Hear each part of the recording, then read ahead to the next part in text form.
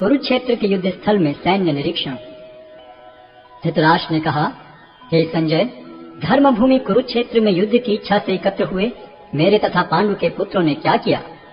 संजय ने कहा, हे राजन, पांडु पुत्रों द्वारा सेना की व्यूह रचना देखकर राजा दुर्योधन अपने गुरु के पास गया और उसने ये शब्द कहे, हे आचार्य, पांडु पुत्रों की विशाल सेना को देखें, जिसे आपके बुद्धिमान शिष्य द्रुपद के पुत्र ने इतने कौशल से व्यवस्थित किया है। इस सेना में भीम तथा अर्जुन के समान युद्ध करने वाले अनेक वीर धनुर्धर हैं, यथा महारथी युयुधान, विराट तथा द्रुपद। इनके साथ ही धृष्टकेतु, चेकितान, काशीराज, पुरुजित, कुंतीभोज तथा शैप्य जैसे महान शक्तिशाली योद्धा भी हैं। पराक्रमी युधामन्यु, अत्यंत शक्तिशाली उत्तमौजा, सुभद्रा का पुत्र तथा द्रौपदी के पुत्र, ये सभी महारथी हैं। किंतु हे ब्राह्मण श्रेष्ठ, आपकी सूचना के लिए मैं अपनी सेना के उन नायकों के विषय में बताना चाहूंगा जो मेरी सेना को संचालित करने में विशेष रूप से निपुण हैं। मेरी सेना में स्वयं आप, भीष्म, कर्ण, कृपाचार्य, अश्वत्थामा, विकर्ण तथा सोमदत्त का पुत्र भूरिश्रव आदि हैं, जो युद्ध में सदैव विजयी रहे हैं। ऐसे अनेक वीर भी हैं जो मेरे लिए अपना जीवन त्याग करने के लिए उद्यत हैं। वे विविध प्रकार के हथियारों से सुसज्जित हैं और युद्ध विद्या में निपुण हैं। हमारी शक्ति अपरिमेय है और हम सब पितामह द्वारा भली भांति संरक्षित हैं, जबकि पांडवों की शक्ति भीम द्वारा भली भांति संरक्षित होकर भी सीमित है। अतः सैन्य व्यूह में अपने अपने मोर्चों पर खड़े रहकर आप सभी भीष्म पितामह को पूरी पूरी सहायता दें। तब कुरुवंश के वयोवृद्ध परम प्रतापी एवं वृद्ध पितामह ने सिंह गर्जन की ध्वनि करने वाले अपने शंख को उच्च स्वर में बजाया, जिससे दुर्योधन को हर्ष हुआ। तत्पश्चात शंख, नगाड़े, बिगुल, तुरही तथा सिंह सहसा एक साथ बज उठे। वह समवेत स्वर अत्यंत कोलाहलपूर्ण था। दूसरी ओर से श्वेत घोड़ों द्वारा खींचे जाने वाले विशाल रथ पर आसीन कृष्ण तथा अर्जुन ने अपने अपने दिव्य शंख बजाए।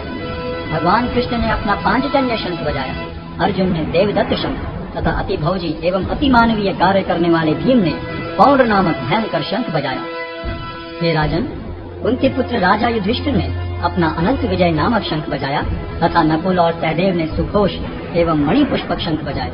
महान धनुर्धर काशीराज, परम योद्धा शिखंडी, धृष्टद्युम्न, विराट, अजय सात्यकी, द्रुपद, द्रौपदी के पुत्र तथा सुभद्रा के महाबाहु पुत्र आदि सबों ने अपने अपने शंख बजाए। इन विभिन्न शंखों की ध्वनि कोलाहलपूर्ण बन गई, जो आकाश तथा पृथ्वी को शब्दायमान करती हुई धृतराष्ट्र के पुत्रों के हृदय को विदीर्ण करने लगी। उस समय हनुमान से अंकित ध्वजा लगे रथ पर आसीन पांडु पुत्र अर्जुन अपना धनुष उठाकर तीर चलाने के लिए उद्यत हुआ। हे राजन, धृतराष्ट्र के पुत्रों को व्यूह में खड़ा देखकर अर्जुन ने श्री कृष्ण से ये वचन कहे। अर्जुन ने कहा, हे अच्युत, कृपा करके मेरा रथ दोनों सेनाओं के बीच ले चलें, जिससे मैं यहाँ उपस्थित युद्ध की अभिलाषा रखने वालों को और शस्त्रों की इस महान परीक्षा में जिनसे मुझे संघर्ष करना है उन्हें देख सकूं। मुझे उन लोगों को देखने दीजिए जो यहाँ पर धृतराष्ट्र के दुर्बुद्धि पुत्र दुर्योधन को प्रसन्न करने की इच्छा से लड़ने के लिए आए हुए हैं।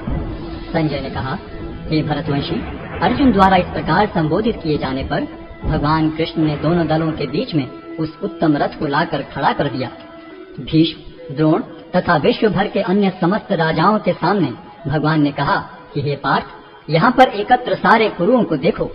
अर्जुन ने वहाँ पर दोनों पक्षों की सेनाओं के मध्य में अपने चाचा ताऊओं, पितामहों, गुरुओं, मामाओं, भाइयों, पुत्रों, पौत्रों, मित्रों, ससुरों और शुभ चिंतकों को भी देखा।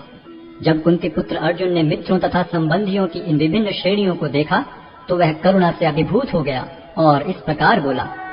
अर्जुन ने कहा, हे कृष्ण, इस प्रकार युद्ध की इच्छा रखने वाले अपने मित्रों तथा संबंधियों को अपने समक्ष उपस्थित देखकर मेरे शरीर के अंग कांप रहे हैं और मेरा मुख सूखा जा रहा है। मेरा सारा शरीर कांप रहा है, मेरे रोंगटे खड़े हो रहे हैं, मेरा गांडीव धनुष मेरे हाथ से सरक रहा है और मेरी त्वचा जल रही है। मैं यहाँ और अधिक खड़ा रहने में असमर्थ हूँ। मैं अपने को भूल रहा हूँ और मेरा सिर चकरा रहा है। हे कृष्ण, मुझे तो केवल अमंगल के कारण दिख रहे हैं। हे कृष्ण, इस युद्ध में अपने ही स्वजनों का वध करने से न तो मुझे कोई अच्छाई दिखती है और न मैं उससे किसी प्रकार की विजय, राज्य या सुख की इच्छा रखता हूँ।